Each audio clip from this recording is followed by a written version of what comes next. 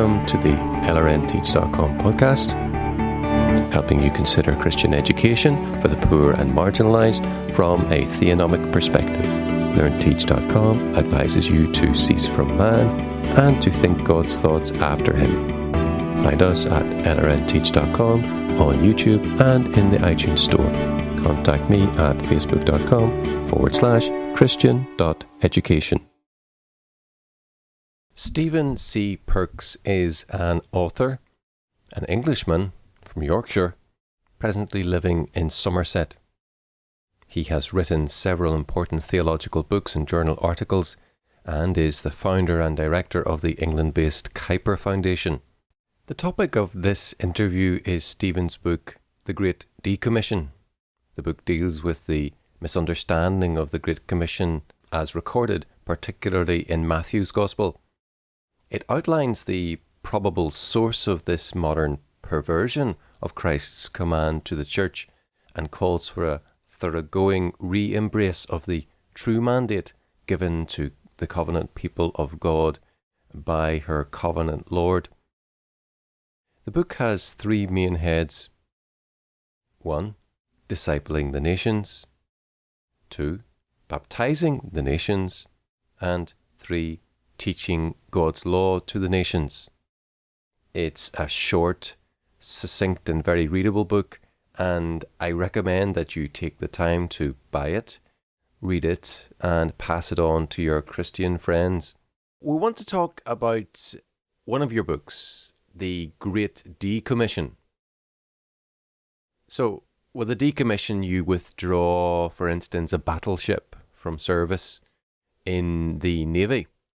So, in the Great Decommission, who is being taken out of service, firstly, and secondly, who is doing the decommissioning? Well, the Great Commission, of course, which Jesus gave to his disciples, was to go into all the earth and disciple the nations, to teach, to baptize the nations, and to teach God's law to the nations. So it's the nations that were being commissioned as Christian nations. Now, this understanding of the Great Commission, on the whole, has changed in the last 100 years or so. And rather than being seen as the church discipling the nations, what's taken over is a view of the Great Commission in which the church disciples people from all nations. And this is not the understanding of the Great Commission that originally prevailed. It's a modern one.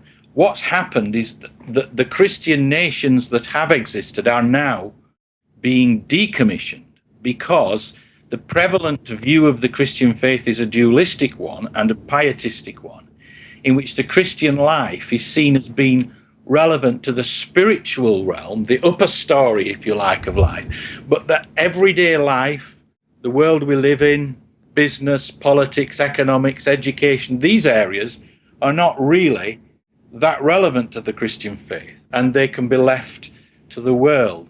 So what's happened is the change in the view of what the Great Commission is about has led to a situation where it's not being seen as relevant that the nation should be Christian. In fact, many Christians that I meet will say that it's not about having Christian nations. That's a wrong perspective. It's actually about making individual disciples from among the nations. Now, of course, it's impossible to have Christian nations without making individual disciples. But it is possible to make individual disciples without discipling the nation. And the difference is a question of mission, of how we see the mission, and of basic Christian worldview as well.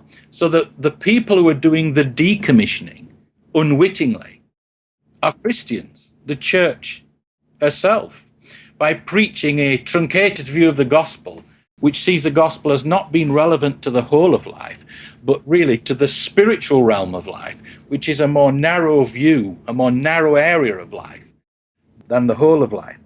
Now, in my book, The Great Decommission, there is a chart on page 9 which shows how this Great Commission has been translated in the past.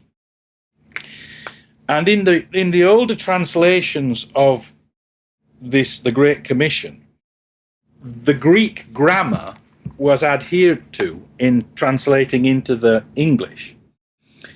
And what the Greek actually says is, going therefore, disciple all nations. Now, it's an intriguing fact of English grammar that there is no verb in the English language to disciple. I know that Christians, we do use this as a verb today, and it's good that we do, but if you look in your Oxford English Dictionary, you will find the word disciple occurs only as a noun. The nearest verb is to discipline, which, although not without some relevance to what it is, to what it means to be a Christian, it's not exactly what the Greek verb is getting at. And so therefore the early translations of the Bible into English said, for example, Tyndale, go therefore and teach all nations. And the reason being that teaching is related to discipleship, but teach is a transitive verb that takes a direct object. And the direct object is all nations. We are to teach all nations. And this is what the Greek grammar does as well. The term all nations in Greek is the direct object of the verb to disciple. So the Geneva Bible as well says, go therefore and teach all nations. And the Authorized Version again, go ye therefore and teach all nations. But when the Revised Version of the Authorized Version came out, this was changed. And the Revised Version says, go ye therefore and make disciples of all nations. Now, they've brought the discipling term into play, but in doing it, they've changed the grammar, and all the nations is no longer the direct object of the verb. Disciples is the direct object of the verb, and the verb is make. Go therefore and make disciples of all nations. Nations then becomes into the genitive case, governed by the preposition of. And although they've used the word disciple, they've completely changed the grammar.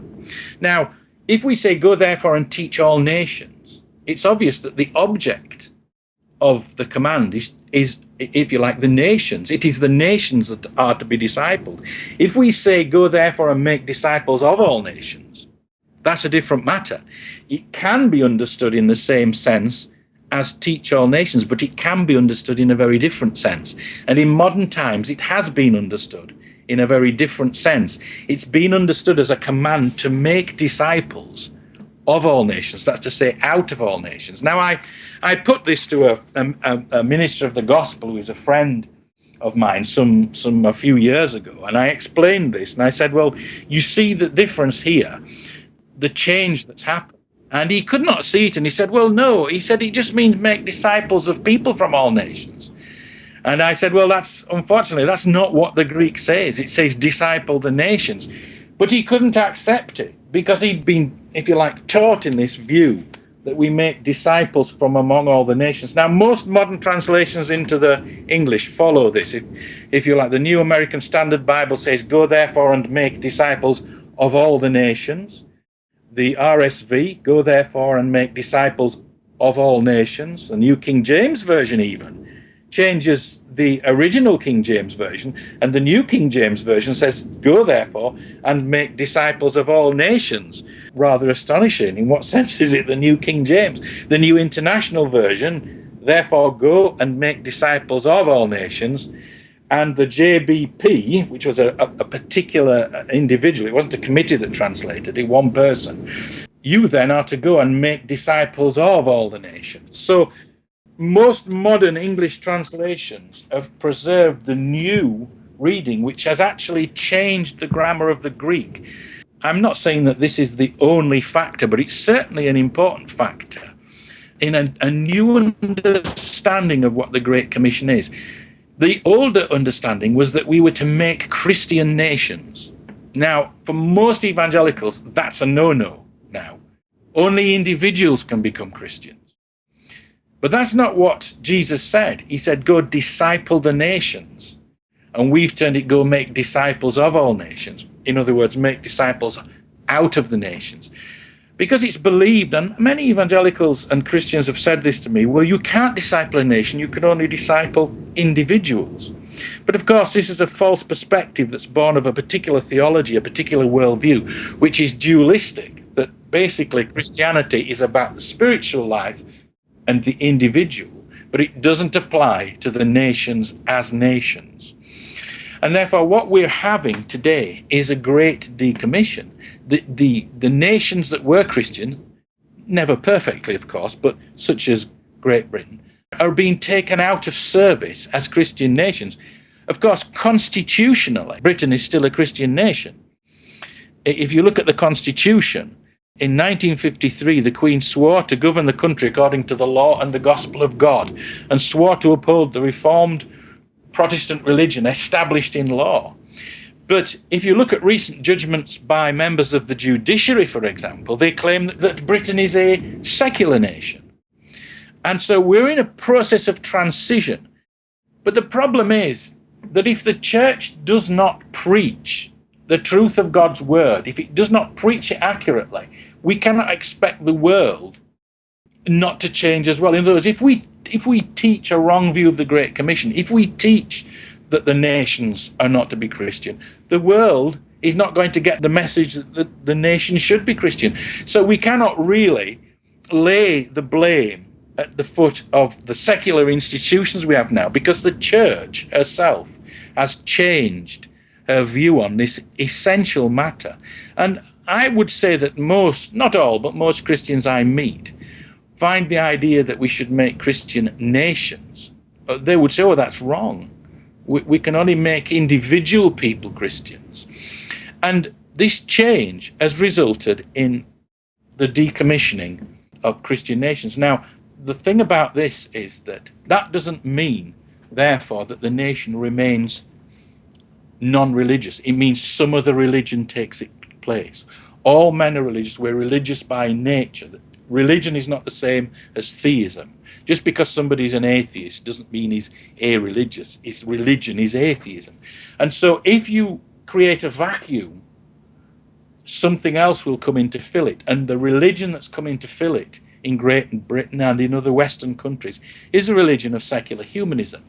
So we're moving from a nation that had Christianity as its, if you like, established religion to a nation in which the established religion is secular humanism. Now, we haven't got there constitutionally, because constitutionally the nation is still Christian, but de facto, if you like, in terms of how the people think and even how the church thinks, which is the real problem, there is this difference of view now that the nation cannot be Christian. And what this means is that the nation is being decommissioned as a Christian nation. It's the reversing of Christ's command to his disciples.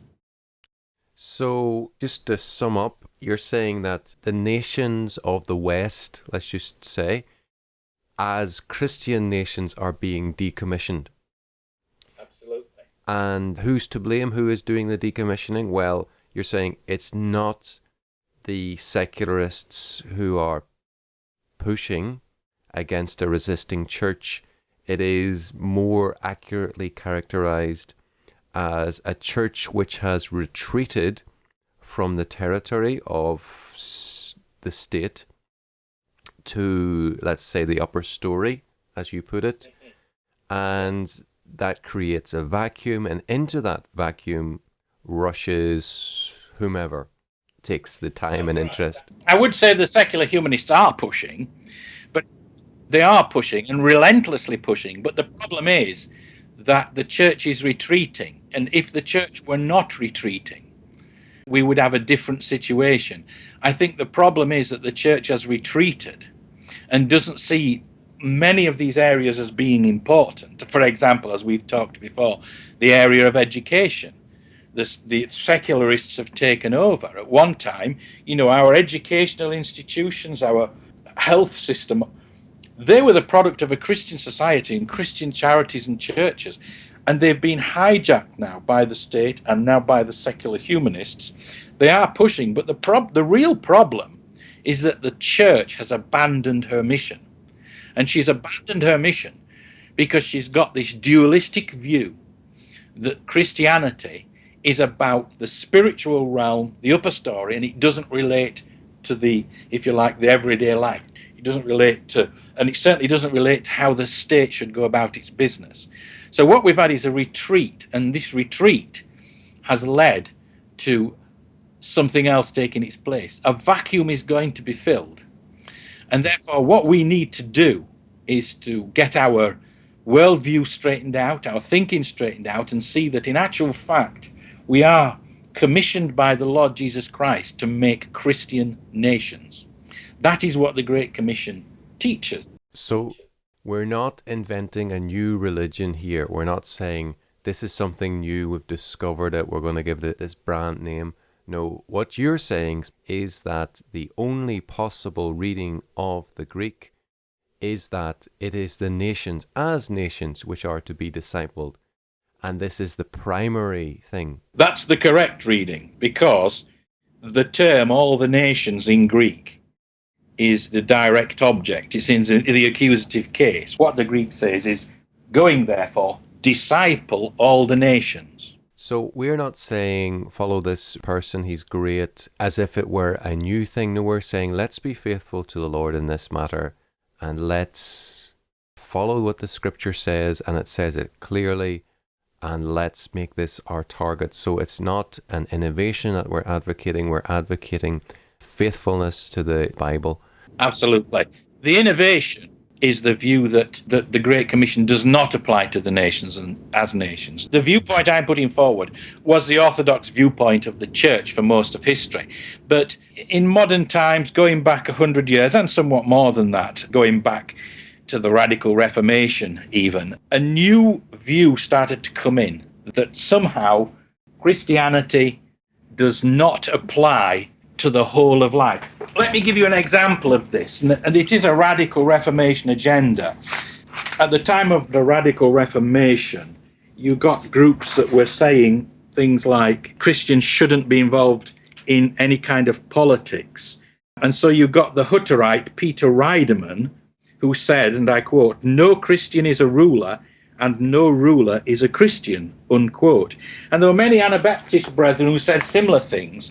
Now, the magisterial reformers didn't take that viewpoint, and it wasn't the majority viewpoint. But over the years since the Reformation, the Anabaptist kind of viewpoint, the dualistic viewpoint, has gained. And in the 20th century, it gained tremendously, and it influenced a lot in the church, so that it's become now the dominant position. But what I'm putting forward is not something new. What I'm saying is we should go back to the traditional understanding. The interloper, if you like, the new view is this idea that Christianity does not apply to the nation. That it, for example, it hasn't got a political application. It does have. It applies to the whole of life. Politics included, the state included, education included, business, art, all spheres of life. We cannot, if we want to see change in our nation, we must not look to the same people who are telling us the same old thing today, because that is what has led us to where we are. We must go back, to use a cliche, to the Bible, but we must go back to not just the Bible, but looking intelligently at the Bible. Any change in society is going to call upon us to up our game, as the Americans would say. It will require a great deal of thinking of us. It will. And just to go to something you said, one of the problems we do face, you see here, is a leadership problem within the church, because predominantly the leadership of the church are promoting the viewpoint that Christianity does not apply in these spheres. In other words, the dualistic perspective. There are very few leaders in the church, I would say at least in the United Kingdom, a few more in America, who have realized the problem and are trying to do something about it. The predominant viewpoint in the leadership is the dualistic one, and therefore this means that Christians have to start thinking for themselves and not merely following where their leaders are leading them. Because as Jesus said, when the blind lead the blind, they both fall into a ditch. And that's what's happened to the church in the 20th century and now in the 21st century. So Christians need to start thinking about these issues.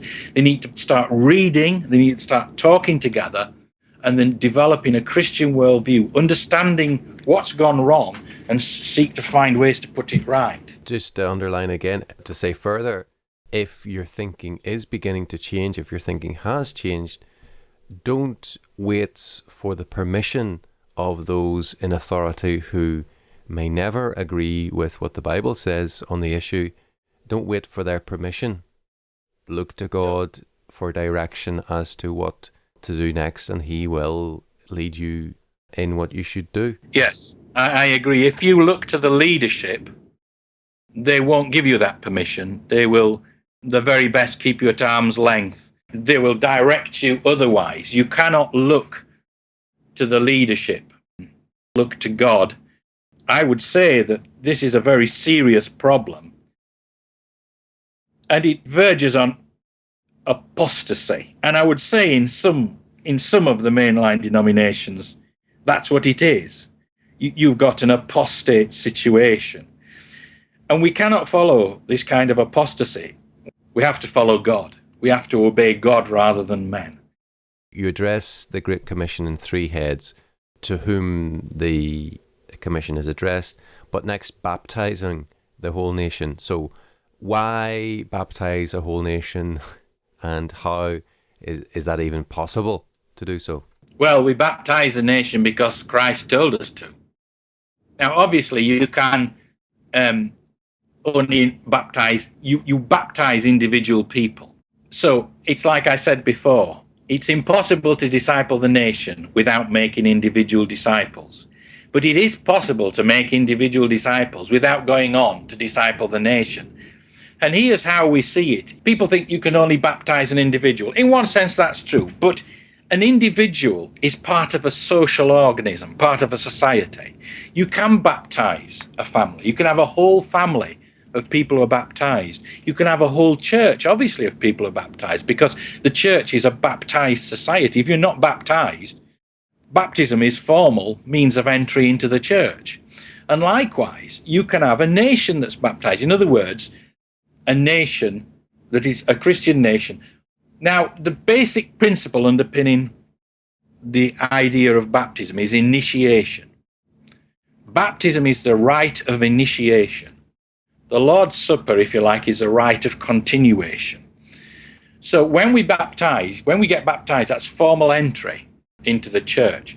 The predominant view of baptism today is that it's merely an individual way of making some kind of statement about your personal faith. And I have been to Baptist ceremonies where adults have been baptized, and it's very much treated, this is me giving my testimony.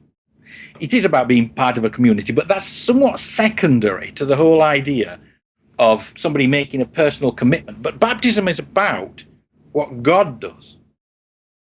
And, you know, Christian faith is about what God does. It's not primarily us making a statement. It's about becoming members of the church, which is a covenanted community. And just as a church is a covenanted community, so you can have a nation which is a covenanted community, a covenanted society. Constitutionally, Britain is still a covenanted society. And of course, Israel was a covenanted society. Many people say, well, Israel was, but other nations cannot be. But of course, they can and they are. Britain is. The Queen swears to govern the nation according to the law and the gospel of God and to uphold the Protestant Reformed religion established in law. It's covenanted with God. And so therefore what we have now is a nation that's apostatizing, that's turning away from the covenant with God. And we have to stop seeing Christianity merely as an individual, if you like, an individual mystery cult, a form of, if you like, a salvation cult where we go on a Sunday and we reenact whatever it is we do. For example, if you go to a Roman Catholic and an Anglican church, what's reenacted? You get the Mass, which is a reenactment of Christ's sacrifice. In the Eucharist in the Anglican church is basically a similar but somewhat dumbed down version of that. It's a sacramental act. If you go to a Pentecostal church, what you're reenacting is Pentecost every Sunday. If you go to a Reformed church or Presbyterian church, what you're reenacting is Reformed preaching or a Reformed ceremony. The whole thing boils down to what you do on a Sunday, and it's a personal salvation cult. Now, I am not denying that Christianity is about personal salvation. It obviously is, and it starts there, but it doesn't end there. It's more than that. It's about God, really. It's about God's sovereignty and us serving him. And it's not just about serving God in a church service. It's not just about having a worship service, a good time of singing or hearing our favorite preaching. What it's about is serving God by bringing all things into subjection to Jesus Christ. It's about the Great Commission, discipling the nations. The problem is that this whole dualistic view of the faith has taken over for the whole understanding of the Christian faith for many people. So they cannot conceive of the Christian faith outside of this narrow dualistic framework. We have to get past that to see that the Christian faith addresses all things. If all thoughts are to be brought captive to Jesus Christ, that means the state has to.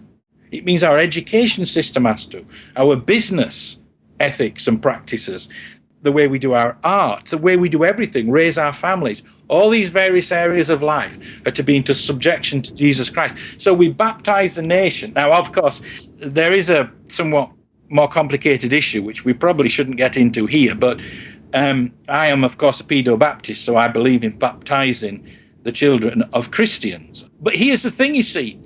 If you look at many Baptist churches, and I first became a Christian while attending a Baptist church, so I have been in Baptist churches, very often people don't get baptized. They leave it. And in actual fact, the whole idea of baptism is transmuted into something else, something very different to what the Bible gives us. It's transmuted into this, as I say, a way of doing personal witness and that kind of thing. And I believe also we should be baptizing the children of believers, because this is what covenant baptism is about. Now, one of the problems was this view of the covenant has also subsided amongst Christians in recent years. The idea of Christianity as a personalistic faith, a dualistic faith, has gone in hand with, if you like, the downplaying of the whole covenantal side of what it means to be a Christian. But baptism is a covenant act as well. And therefore we should, as Christians,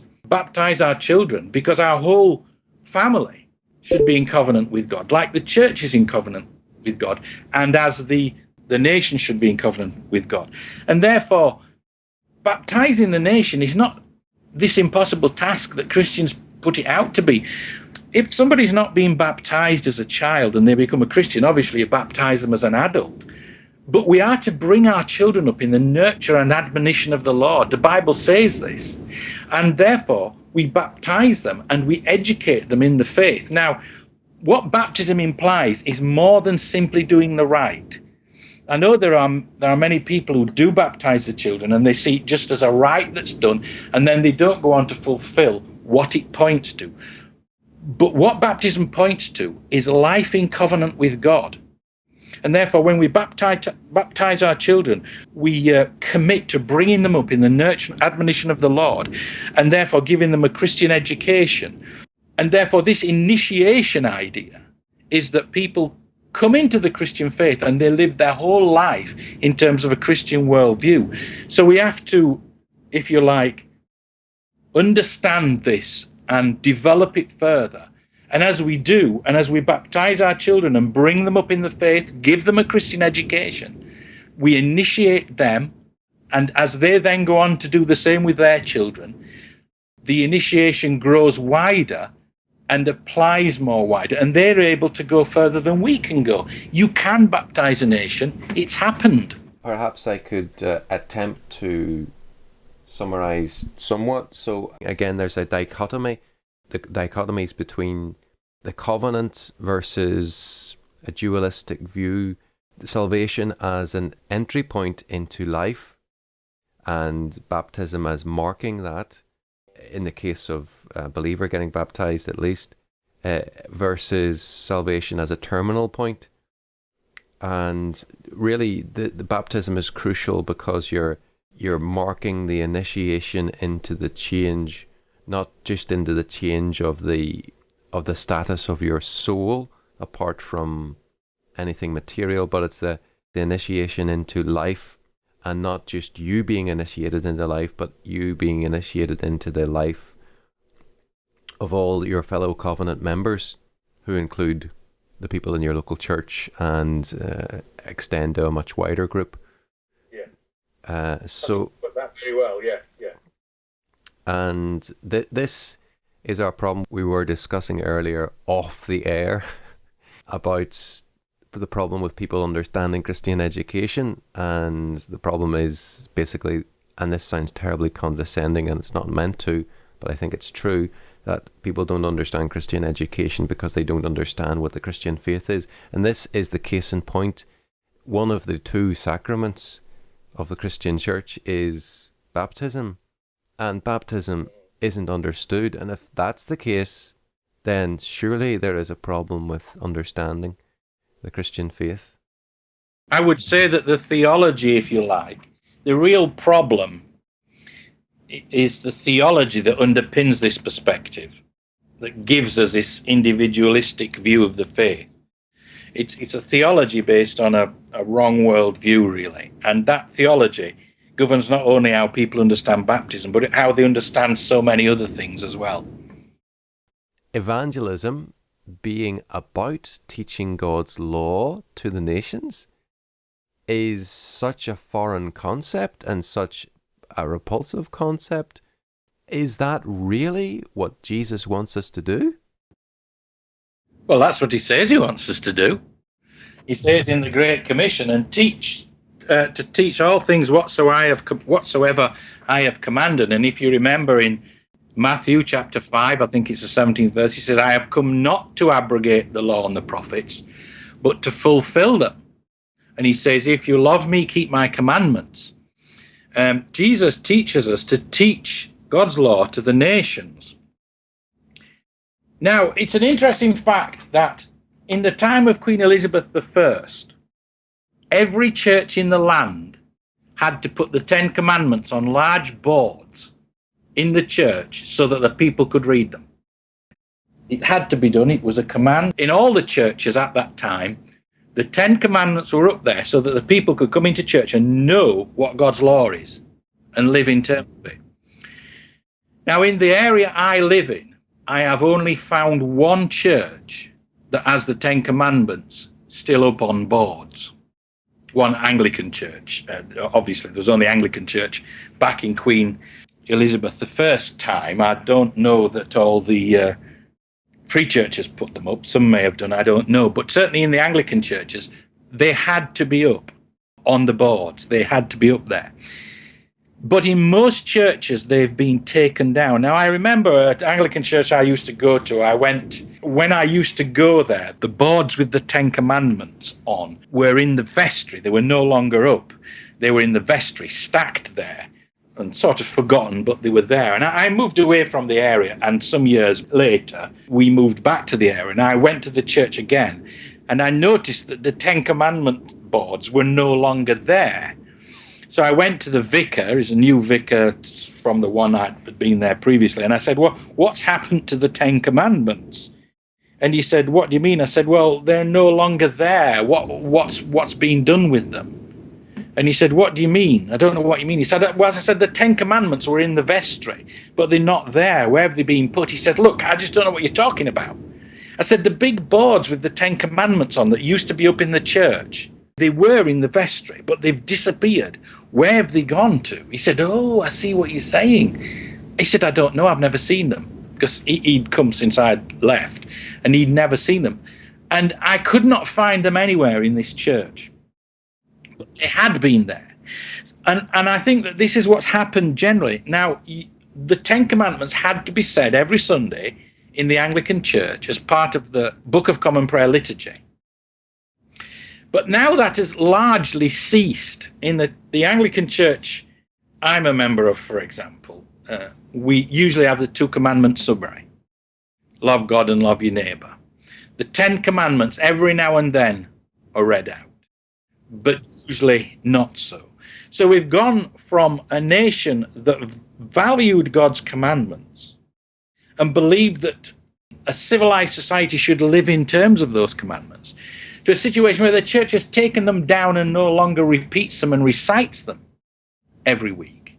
Well, is it any wonder that our nation has become so immoral and oblivious to God's law? It's not rocket science. If the church does not lead, the people cannot follow.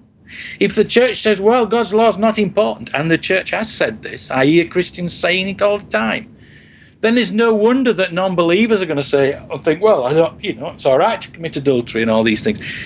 They're not going to follow if the church doesn't lead. The church we are meant to be salt and light. Salt is a preservative. If we are not being salt, the society is not going to be preserved. And so what's happened is, as the church has apostatized from these important principles of the Christian faith, so our nation has gone round the U-bend, as it is doing now. Why has the church done that? I don't know, but you see, again, it is a modern interpretation. In times past, the church didn't have this view. In fact, I have an interesting article somewhere by Thomas Schermacher, a German Christian scholar, and he wrote an article on the use of the word law to describe religions. And in medieval times, Christianity was called Lex Christiana, the Christian law, as opposed to the Muslim law, or Lex Antichristi, which was paganism. So the idea that, we have a king. Now, what does a king? If you've got a king, you follow the king's laws. This is all part of what being part of a kingdom is. A kingdom is a social order with its laws and social arrangements. The concept of the kingdom of God is very, very rich, but we've reduced it down to a small, narrow area. How can you have a kingdom without any laws? Now, I heard of a clergyman, Anglican clergyman, say in the church, to the whole of the church, there are no rules in Christianity. Well, this is absurd. Jesus never said that. The church has never taught that historically. There are. The rules are God's law. The 10 Commandments were up in the churches. The people read them. They were recited every week in church. People knew they had to obey God's law. Now we're told, we're under grace, not law. And that is an incorrect understanding of what Paul says when he says we're under grace. What's being said is we don't have to obey God's law. Well, that's not the gospel. That's not what Jesus taught. Jesus taught, if you love me, keep my commandments. And he said, I came to fulfill the law. Now, the word fulfill there doesn't mean bring to an end. It means to cause to abound, to bring into fulfillment, to bring it to its absolute fulfillment. And it's not only the case that you're forbidden to commit adultery. You're not to think about committing adultery. Jesus came to bring it into its fullness. He didn't come to abrogate it in any sense. And he appeared on the Mount of Transfiguration with Moses and Elijah, the law and the prophets. Now, why did he appear on the Mount of Transfiguration with the law and the prophets? Was it to show that there was a complete break between him and the law and the prophets? Well, no, he was there. It was there to show the continuity, that Jesus is fulfillment of the law and the prophets. And so, therefore, this whole idea that somehow we don't have to obey God's law now that we're Christians, which is very popular in the church, is a nonsense, and it is not the gospel, and it's not the gospel that's been historically preached. It's part of this whole dualistic, pietistic viewpoint that's come in more recent times. And Jesus said, disciple the nations, baptize them, and teach them God's law. Teach whatsoever I have commanded you. And Christ commanded us to keep God's law. And so therefore, it's our duty to teach God's law to the nations. Now, the Bible has a lot to say about this. And it says that the blessings of this are great. And there are some very good passages, Isaiah chapter 2, verses 2 to 4, for example, about how when the nations obey God's law, that the blessings of that for the whole world are great. Now, if I want to love my neighbour, what do? Well, I don't steal from him. I don't commit adultery with his wife. I don't get up in the morning, go around and punch him in the face, do I?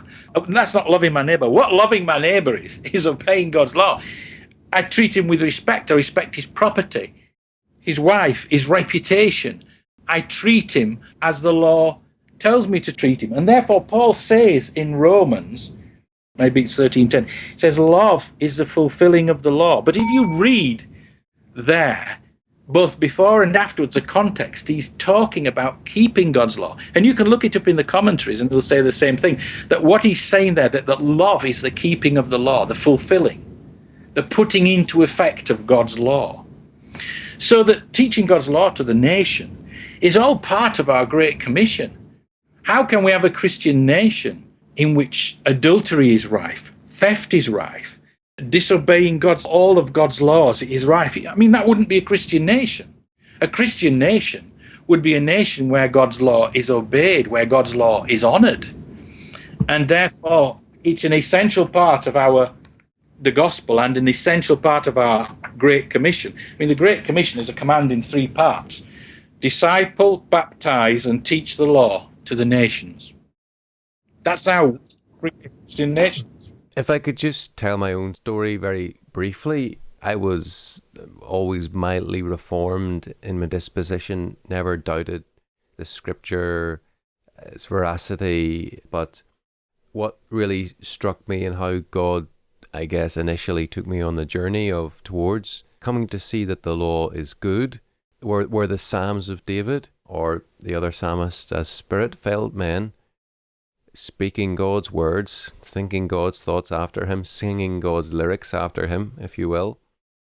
They were saying, oh, how I love your law, and I run in the way of your commandments. It is possible to be very much totally accepted as a Christian in, name your evangelical church or denomination, if you express mockery and hatred for God's law, if you utterly despise it and condemn it and criticize it as being something that is tyrannical and so on, this is acceptable.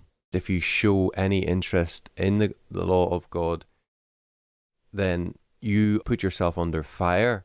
And I know this because it's happened on Facebook. You mean to say, Nathan, that you want to apply the law of God to the nations? I've been asked that question. The scriptures should be our litmus test. The scriptures should test us and try us. The litmus paper should show that we love God. We love God's commandments. We love them by obedience to them, however imperfect. If we are actively disliking and showing contempt for God's law, we are showing contempt indirectly for God, the lawgiver, Christ the King. So we must grasp this, that is not some theological game we're playing. The stakes are very, very high. We must love the gospel if we're ever to spread the gospel. And if we're to love the gospel, the comprehensive gospel of the kingdom, we must love the gospel of grace and we must love God's law. I agree, absolutely. One further thing about this, again, about our Christian past, if you like. The English common law was formulated under the influence of Christian principles of justice. And it was such a good law because it became so influenced. It wasn't perfect, obviously, and I'm not claiming that it was. But it was a basic principle of English common law, and I quote, that any law is or of right ought to be according to the law of God, unquote. Now that's from a yearbook of King Henry VII's reign. And the idea that law, all man-made law, should be according to the law of God was the principle that we call the rule of law. Our concept of the rule of law isn't merely that all a politician needs to do to make something legal is to pass a law legalizing it, and then it becomes legal. That is not the concept of the rule of law that we have had. The concept of the rule of law that we have had is that all man-made law should conform to God's law, that there is a higher law above man's law, to which man's law should conform. And this was a basic principle not only of English common law, but equity as well. And this was our understanding of our law. This is not something new. This is something that's been lost that we need to get back. Our understanding of law and order, our traditional understanding of it, is that it should conform to God's higher law.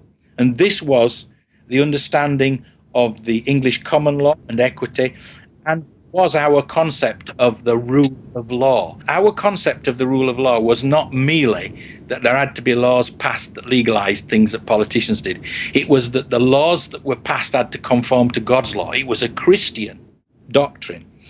And therefore, we need to get back to that. There is a small book that I wrote, Christianity and Law, which goes into this and shows the Christian influence upon the development of our common law system and how important that was to it. That can be got from our Kuiper Foundation book page. You can download the PDF free of charge, or you can buy a hard copy of the book. But this whole idea that the nation should obey God's law, again, is part of our Christian heritage. It's not something new. The idea that now we're Christian, we don't have to keep God's law, that's the new idea. That's the corruption of the gospel that's become very popular over the 20th century, and it remains popular in the 21st century. I would like to add this as well, that of course it's never a case of law or no law, but whose law? And if you discard God's law, you're not going to be without a law. You're going to get some other law in its place. And that law will be far more oppressive and tyrannical than what you thought God's law would be. God's law isn't oppressive and tyrannical, but people seem to think it is. But what they get instead is worse. And I've seen this myself in churches where you've got this attitude, we're not under law anymore, but you try disobeying one of the elders and you'll find out whose law rules in that church, because there is always law. And if it's not God's law, it will be man-made law. It might not be made explicit, but you try stepping out of line and you will come under condemnation of some other law. And so you need to think about that as well, because Jesus said, my yoke is easy and my burden is light. God's law gives us freedom. That's the great thing about it. If you want bondage and tyranny, go and live under some man's law. And that's what's increasingly happening in our society. Now we've rejected God's law. The law that's being made all the time in Parliament is oppressive and tyrannical. But God's law gives us freedom. Now, I see Christians taking up the cause of international justice mission. They work against prostitution and slavery and human trafficking. This is a popular cause. And there are Christians getting involved in provision of food through food banks and so on. But without a knowledge, a love, first of all, and a knowledge of the law of God as it applies to these areas, you're going to be fighting Goliath wearing Saul's armor. We're not going to know how to fight these issues, what to think of these issues. It's only the law of God that gives us this structure that can allow us to assess these issues, their causes. And it's rather like Max Kaiser, the economist, who is very loudmouth and foul-mouthed and profane and so on, but he made a very valid criticism of the likes of Bob Geldof and the likes of Comic Relief, how they're Bob Geldof in particular, how his heartfelt desire to change things, for example, in Ethiopia, had a huge negative results because of his naivety of economics. And with us too, our good intentions in doing good in the world in these areas without a knowledge of the law of God are going to have necessarily bad consequences. Just very briefly, I would agree. I mean, it's good that Christians are involved in these things, but you're absolutely right that unless they have the proper perspective to assess the issues from, they're not going to give the right answers. The right answers have to come from a biblically informed viewpoint. And of course, we have stressed the importance of God's law. Let me just add, we're not promoting that a person is saved from their sin by obeying God's law, because that's impossible. but the law is to be our guide to how we live, how we go about organizing our society, organizing our families and our personal behavior. It's not about how we're saved from our sin, it's about how we live now that we are saved from our sin. It's, if you like, a rule for life to show us how to live. But yes, I agree with you. There must be a biblical perspective on these issues, or we will simply do more harm. And in actual fact, that has often happened, that people have got involved with a lot of these things with good intentions, but with ill-informed perspectives, and that can lead to more harm than good. Quite so. So we've given a diagnosis and we've explained and described what the problem is. But what then do you think is the most important change that must be made for the church to be redirected and re-equipped, rearmed really, because decommissioning and commissioning, those are military terms, to fulfill this Great Commission? This is a difficult area because what I'm going to say now may be seen as very controversial, but I think that it has to be said. Our leaders in the church, on the whole, not in every case, but predominantly, the leaders simply don't know what they're doing, in my opinion. They're not equipped to lead the troops, they're not equipped to train the troops, and therefore they're not, if you like, training the troops to be able to face the battle in the right way. If you're going into war, it's no good training your troops to do waltzes and sambas and things. They need to know how to fight the enemy. Well, if you're not training your troops properly, you're not going to be able to fight the enemy. And this is a problem. We have a real serious leadership crisis in the church. Now, I speak for my own country, which is the UK, but I think that this is more widespread than that.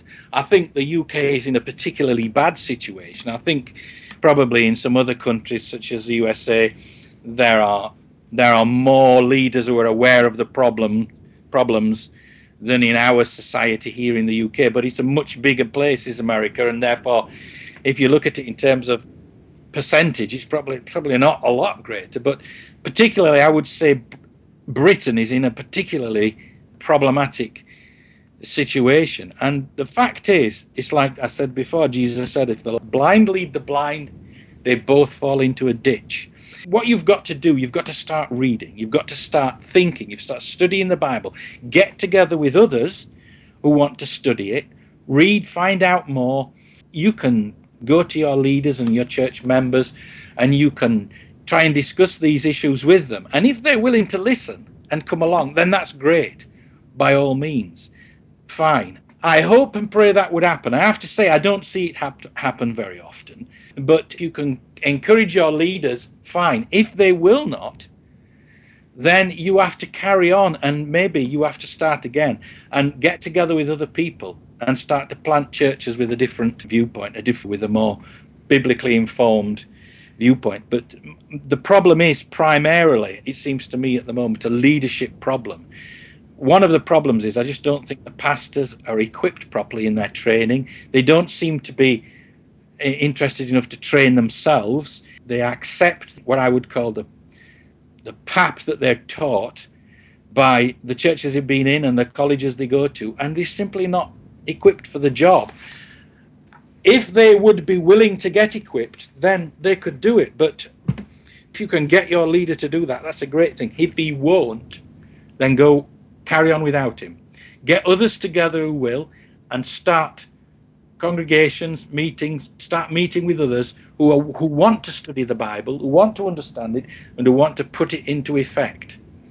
It's the only way to go. We cannot simply continue in this situation following blind leaders. Controversial as that may sound, it is the way forward. If your church leaders will not listen to you, if you cannot have any effect, and often this is the case. Now, where that's the case, there's not a lot you can do.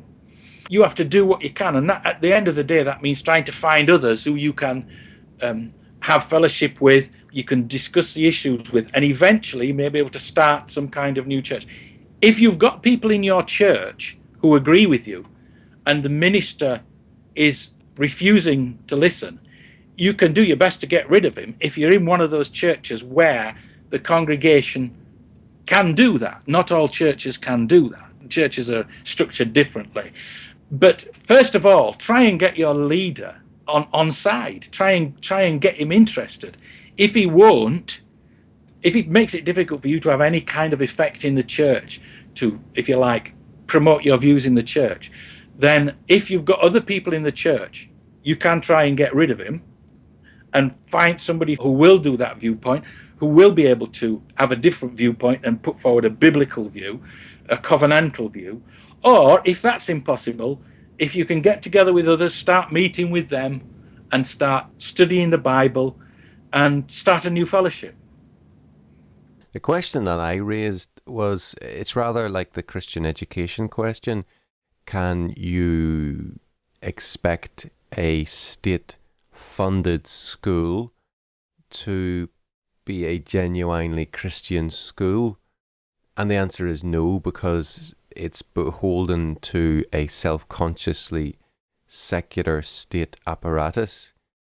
And so the question is, can a pastor be equipped to fulfill Christ's great commission, or a missionary even, in a state-licensed institution? So the problem is that where your missionaries, where your pastors are getting trained, it has the state's stamp of approval. So can we ever expect change to come from there? What do you make of that question?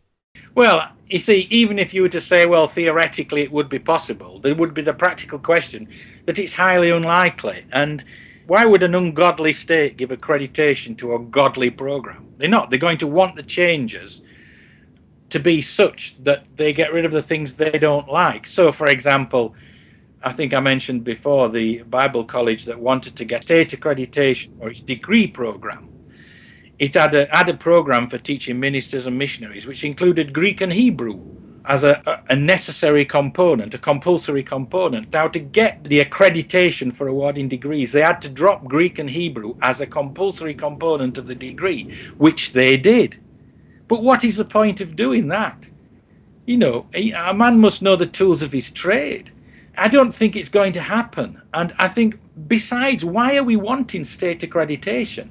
Why does a church want to be state accredited? The Bible actually doesn't give us these kind of qualifications for ministers and elders that are held up so high. It doesn't give us academic qualifications. It gives us qualifications about how a man rules his family, how he brings up his children, things like that. Very, very different qualifications, practical qualifications. It doesn't give formal theological qualifications. Now, of course, in the ancient world, apprenticeship was a much more common form of training in many things. And let me put it this way, there may be some colleges in the United States perhaps that are doing some good teaching, but I don't know. Pretty much going to Bible college is a worthless thing to do in England, in my opinion. In actual fact, the Bible colleges are not really teaching what's needed for leadership in the churches. And if they're seeking state accreditation, my question is, why do they want state accreditation when they know very well that we now have a state that there's an institutional antipathy to the Christian faith? What is it they're going to want you to drop? Well, they're going to want you to drop certain aspects of insisting on certain aspects of Christian ethics for a start. Christian ethics are becoming more and more out of alignment with what the state will accept. So my question is, why would any Christian college want to seek state accreditation? To me, it's a question that flags up a problem in the start. But looking at it from a practical point of view, I simply don't know of any colleges in England. I'm not saying there aren't any, I'm just saying I don't know of any where I would recommend people to go for training. I can tell you, as someone that has studied in 2 Bible colleges in Northern Ireland, which has the highest concentration of evangelical believers of any region of the UK, but there's never any indication that the Bible was an authoritative book. There was lots of contemplation encouraged, and to some extent, not very much academic rigor, but never at any point was biblical inerrancy held up as being a sine qua non of scholarship. And this is the place where you might expect it most. It's interesting what you say. Now, as far as I can see, in terms of getting a theological education, I think going to any Bible college in this land is pretty useless. You're not going to get much of a theological education. In fact, you'd be better off spending your time and your money doing it in an alternative way. You can study theology, you can get good books, good materials. Now, what these people are going to train in the Bible colleges is more of what we've got already. These are the people that are producing the blind leaders. If you're going to go there with a vision, expect to have your eyes put out. I mean, that's the way it's going, I'm afraid. It has been almost expected that a Bible college is a place that you go where you may well lose your faith. That's been proverbial for many, many years. The well has been poisoned. And if we're looking for health and vigor in the body of Christ, we must absolutely stop asking for men from there. And if somebody does come from there that it's promising, you should put a big question mark over him. I cannot see the point in people going to these Bible colleges, even the ones that claim to be reformed, because the concept of reformed is a very pietistic, dualistic one. And in terms of a theological education, I cannot see it really achieving much at all. I cannot see the results of it. I cannot see positive results from it at all. If you look at these people who are going into leadership in the church, what's coming out is more of what's caused the problem in the first place.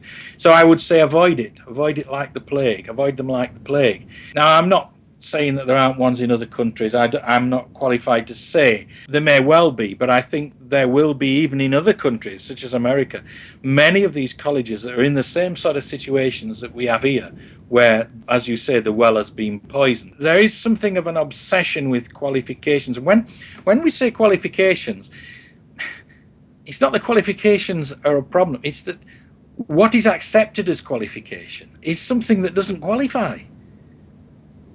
And this is the problem. What's necessary is that you are, if you like, trained and equipped for the job. And a lot of these guys coming out of Bible college are simply not trained and equipped for the job. They've got pieces of paper that's got somebody's imprimatur on it. And it may be, as you say, a state accepted, but that is really quite meaningless. And therefore, I agree with you entirely. If you're seeking to get somebody to come to your church as a teacher, a Bible teacher or pastor, whether he's got qualifications, paper qualifications, whether he's been to a Bible college, he's going to be pretty irrelevant, in my opinion. Might even be some, as you say, be careful, you see. Unless he's done the study himself, he's not going to get it from the college. Absolutely.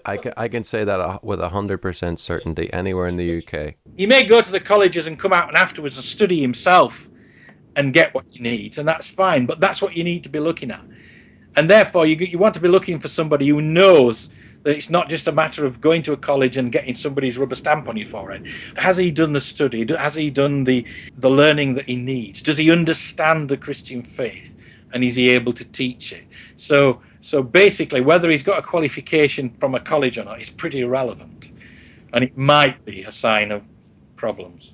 I would say that it is related, I think, pretty clearly to the lordship issue of Christ, because we want the stamp of approval, the imprimatur, as you say, of the highest authority possible. So if we fear the highest authority of the state, then we will, in an unquestioning and naive manner, go to the state for our stamp of approval.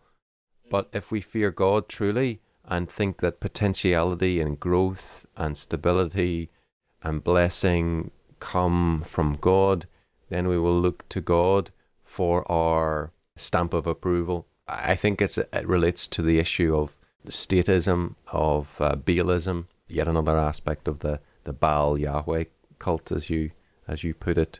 And my own denomination back home, Reformed Presbyterian, they train their own men. And while the situation isn't perfect, they are head and shoulders above their contemporaries in other allegedly evangelical churches for the reasons we've discussed. So the differences are very palpable. Thank you very much for sharing about your book. The book is available at your website. We'll provide links, and there may be some rumblings of an audiobook coming for that at some point in the future. We'll see. Thank you.